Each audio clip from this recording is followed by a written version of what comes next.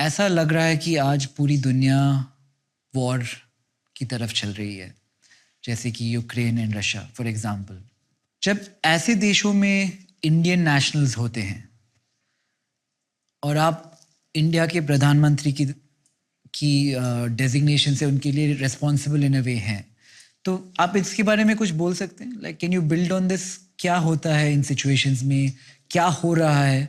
Should be we worried about what is happening in the world? विश्व के अंदर हमारे प्रति विश्वास है। कारण क्या है? हमारा दोगलापन नहीं है।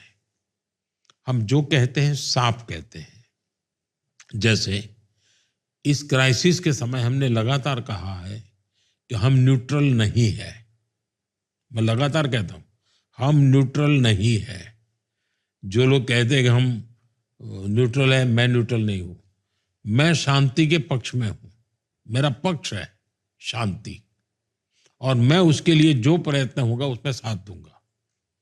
मैं ये बात रशिया को भी बताता हूं, मैं बात यूक्रेन को भी बताता हूं, ये मैं ईरान को भी बताता हूं, मैं पैलेस्टाइन को भी बताता हूं, इजराइल को भी बताता हूं। और उनको मेरी बात पे ये भरोसा है कि मैं जो कह रहा हूं वो सच कह रहा हूं, और उसके कारण भारत की क्रेडिबिलिटी बढ़ी है। तो जैसे देशवासियों को है कि भाई संकट होगा तो जरूर मेरा देश मुझे संभाल लेगा, वैसा दुनिया को भरोसा है कि भाई भारत कहता है मतलब वो मानता है। देखिए, जब कोरोना की स्थिति आई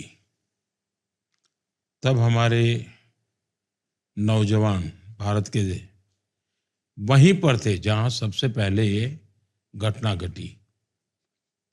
अब उनको वापस लाना था, तो मैंने एयरफोर्स के लोगों को कहा, भाई देखिए संकट का काम है, वॉलेंटरीली जो आगे आएंगे मैं उनको ये काम दूंगा। सब के सब आगे आए, फौज के लोग। यानी एक प्रकार से मौत को साथ लेकर के चलना वैसा ही था। वो लेकर के आए, भगवान की कृपा से कोई नुकसान नहीं हुआ। पाकिस्तान के लोगों को भी लाए, नेपाल के लोगों को लाए, बांग्लादेश के लोगों को लाए। तो मेरे मन में भाव यही है, भाई मेरा देशवासी, उसको मुसीबत हो तो कौन उसकी चिंता करेगा। मुझे बराबर याद है, एक घटना मुझे सुनी है। नेपाल में भूकंप आया, यहां से लोगों को भेजा नेपाल से भूकंप में। किसी ने मुझे बताया कि 3-4 दिन के बाद जब विमान नेपाल से हिंदुस्तान के लोगों को लेकर के आ रहा था, क्योंकि जाता था सामान लेकर के, आता था लोगों को लेकर के वापस, ऐसे ही हमने किया। तो एक सज्जन हवाई जहाज में खड़े हुए, पूरा जहाज भरा हुआ था। उन्होंने कहा कि मैं एक डॉक्टर हूं,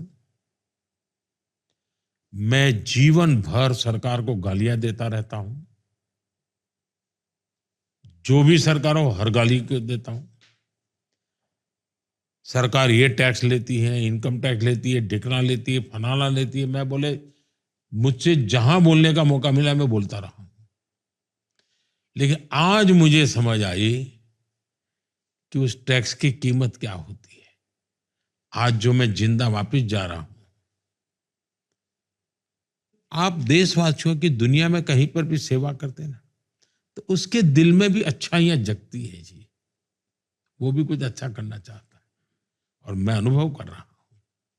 अब आप मुझे अबू धाबी में जाऊं और मैं वहां, उस समय क्राउन प्रिंस थे, उनको कहूं कि एक मंदिर के लिए जगह अगर आप देंगे तो अच्छा होगा, एक पल का विलंब किए बिना इस्लामिक कंट्री में मुझे मंदिर बनाने के लिए जगह लिए अनुमति मिल जाए,